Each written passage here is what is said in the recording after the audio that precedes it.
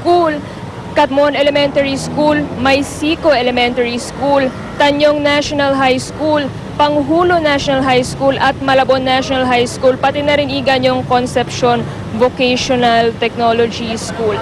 At yan muna Igan ang latest mula rito sa lungsod ng Malabon. Balik sa inyo dyan. Ate. Okay, maraming salamat, Tricia Zapras. Pasadanan po natin yung mga aksyong balita sa waging ito. Darito na ang Ronda Reports.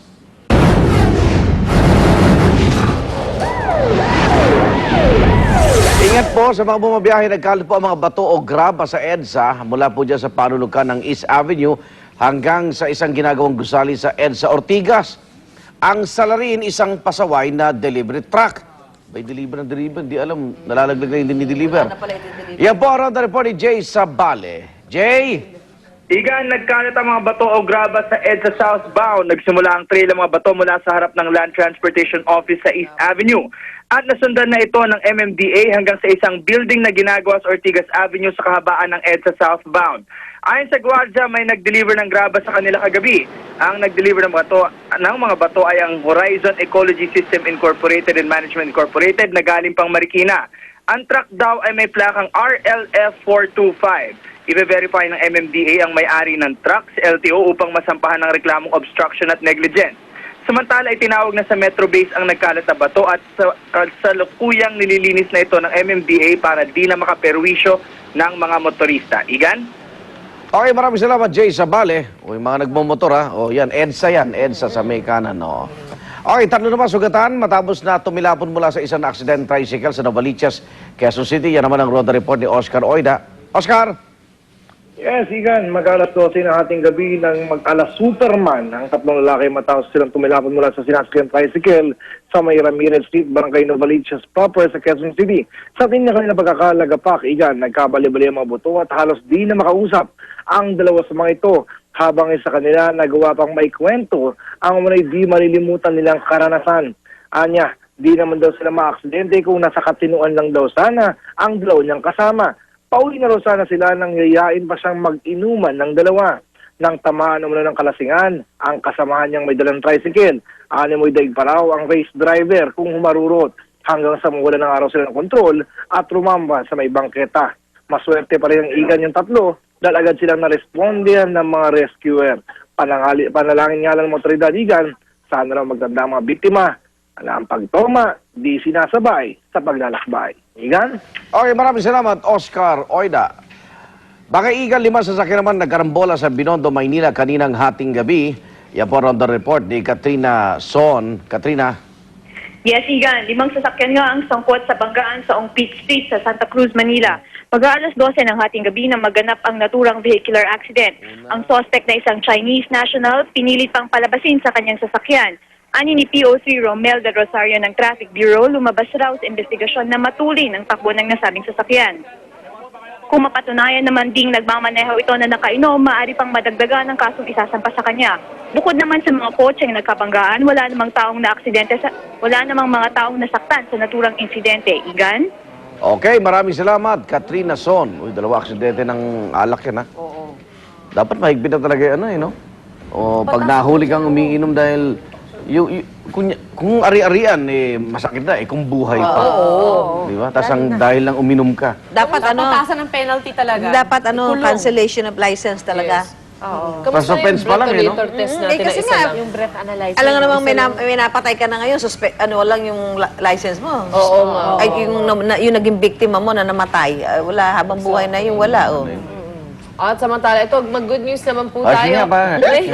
May libreng sakay kasi ngayon ng MRT at LRT para sa Okay na government tayo. employee. Ayan, yung mga iinom mami, Ay, mag-LRT na lang kayo. government. Government employees employees yan. Libreng makakasakay sa MRT 3 at LRT lines 1 and 2 ang government workers mula alas 7 hanggang alas 9 ngayong umaga at mula alas 5 hanggang alas 7 mamayang gabi. Kailangan lamang po magpresenta ng employee ID ang ating mga kawani ng gobyerno na nagpapakitang kayo po ay empleyado ng pamahalaan. pamahalaan. Ang libreng sakay ay handog ng Civil Service Commission at DOTC para sa ika-111 anibersaryo ng CSC. Malinaw yun, ha? Kailangan pakita kayo ng government ID para mapatunayan na kayo ay empleyado ng gobyerno. Malinaw yun. Kasi, kasi may magpepeki na naman yan. Tama si Susie. 7 to 9 lang yan ha, tsaka 5 to 7. Huwag kayo magpakita ng private ID dahil Huwag. hindi kayo Government. empleyado ng gobyerno. Kayo ay empleyado ng privado. Baka private, yung ano, Government ID yan, pero hindi ka Government empleyado. sasabihin mo na, iwan ko yung aking ang government ID eh.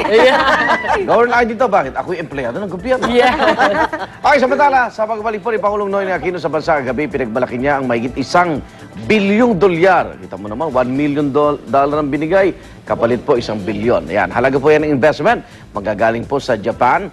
Pinuri din ni Pangulo ang pag-aasa at ilang ahensya ng gobyerno, maging ang mga local government unit sa maaga po nilang pagtugon ng manalasang Bagyong Pedring sa bansa.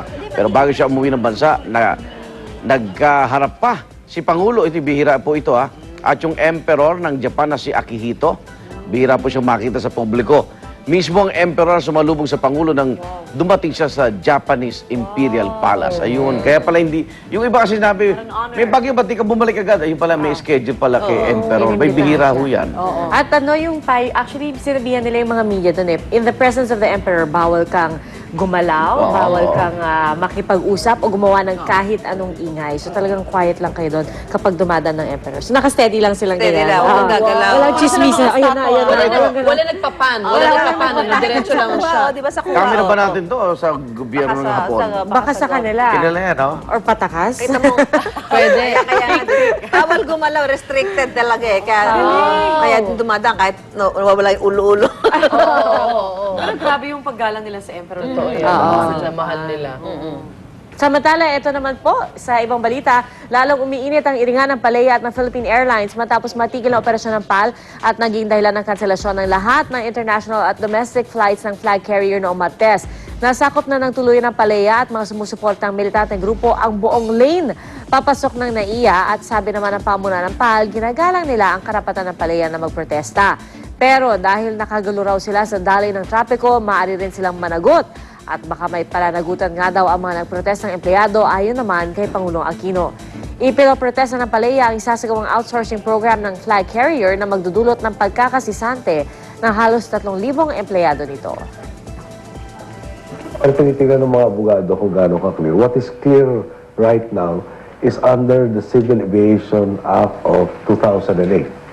Yung any disruption is punishable. No, it's not a work stoppage. Kinancel nila yung flight. So, sino may kasalanan kung ang pasero ay ma-disinconvenience? Di ba? So, sino ngayon ang dapat managot nito sa gobyerno? Ano ba nauna Work talaga? stoppage. The chicken or the Cancellation egg? ba? Kasi nag-check-in na yung iba. Saka ba't napatapat nung ano? Depensa ng Oo, totoo yan. Napatapat nung pananalasa, nakasagsagan Yes, ng oo. pananalasa ni Pedring. Tsaka sabi ni Chairman Tolentino sa MMDA, nung gabi daw, parang alas 8 ng gabi, nag-usap sila, tapos sabi sa kanila, kung magpaprotesta kayo, bigyan nyo kami 24 hours notice. Tapos sabi nila, okay, sige, maayos usapan. Tapos pagdating ng umaga kinabukasan, ayun, nagpaprotesta na pala sila. May, hindi na Inabot sila... nila October 1.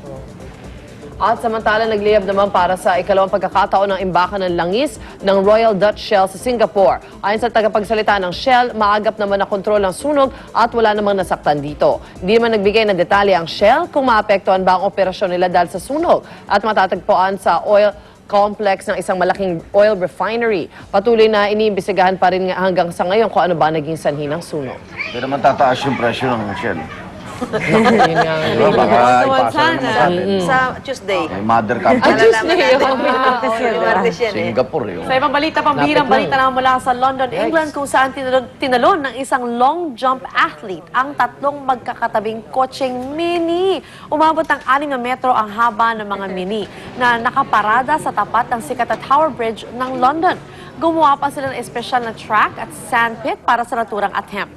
Matagumpay namang natalo ng atletang si JJ Hegede ang tatlong kotse at di biro ang kakayahan nito bilang isa sa mga pambato ng mga Briton sa 2012 London Olympics. Kaya talagang nilinaw lang po namin, tinalon ang long jump. Tinalon yung long jump. Oo naman. Galing kasi very short. Baka isayaw niya yung long O jump. kaya eh. takbuhin lang Siya niya. ka nilundag, Oo, di ba? oo, Nilundag. Galing. Pero Galing, kailangan sa ah. Olympics ba may mga mini siyang, hindi naman Wala, ano. wala. Pa-practice lang jump. Akala ko lang, May-ari go, po go, ng... go, go, sa taas go. eh. Ayun. At mula pagtalon, lipat naman tayo sa magaling tumalon, si Luandi. Ganon? Pabalik siya eh. Ano? Ganon? Gets. Good morning mga kapuso. Narito na po ang ating maagang showbiz chika this beautiful Thursday morning. Binigyan po ng grand welcome ng mga taga Manila City Government si Miss Universe 2011 third runner-up Shamsi Supsup sa kanyang pagbisita sa Manila City Hall kahapon. Binigyan ng isang plaque of appreciation si Shamsi at isang golden key bilang pagkilala sa karangalang ibinigay niya sa bansa. Nagpasalamat naman si Shamsi sa parangal na nakuha niya at ayon kay Mayor Alfredo Lim, magpo-file din sila ng resolusyon sa konseho para i-congratulate si Shamsi. Samantala, kahit na very busy siya para sa kanyang commitments abroad, nagbigay pa rin ng oras at hindi pa rin nakalimot sa kanyang mga kababayan sa Cabuyao, Laguna si Cherise. Hindi pinalampas ng Pinay International Singing Sensation ang pagkakataong makipiesta sa kanyang mga kababayan. Pero dahil nga nasa ibang bansa siya, nakontento na lamang siya sa pakikipiesta gamit ang Skype. At dahil blackout sa Cabuyao dahil sa pananalasan ng bagyong Pedring, tulong-tulong ang mga taga roon para makapag-set up ng generator para lamang makita ang kanilang idolo. At ayon kay Charisse, kahit raw hindi na muli makikita ang kanyang karakter sa hit TV musical na Glee, marami pa raw dapat abangan ng kanyang mga fans, lalo na sa kanyang nalalapit na bagong international album. Woohoo! Hindi ko alam kung sino mas magaling, si Charisse o ikaw eh. Kaya ka na ako, simulado. Tracking ka. Ay, sabi mo, long jump from there to here. Parang ang mga reporter ng GMA Kulang lang News. ng music. Tracking ka. Sabi ni pare, ang pyramid. Okay. Mga igan, tuloy-tuloy lang po ang pagtutok at marami pa kaming mga balita at serbisyong totoo para po sa mga binaha dito sa inyong maasahang barkadahan. Ito ang Unang Hirit! Stone. Hirit, unang hirit, unang hirit, mangunguna ka! Biology is the study of... Nasaan na ba yung salamin ko? Ano ba sabi ni sir? Mahina na memory. Ano ba ang cause nito? Araw-araw may mga neurons na humihina at nasisira. Pag di naagapan, pumupuro ang memorya. Pag Memo Plus Gold. Mula sa Macopa Muñera, itong natural Ayurvedic supplement. Nakatutulong sa kalusugan ng brain neurons at sa pangangalaga ng memorya. Take Memo Plus Gold. Lamang ang may good memory. Scrambled itlog, i-magic log. Ibudbod ang Maggi Magic Sarap, then beat the eggs. Sarap! Basta itlog,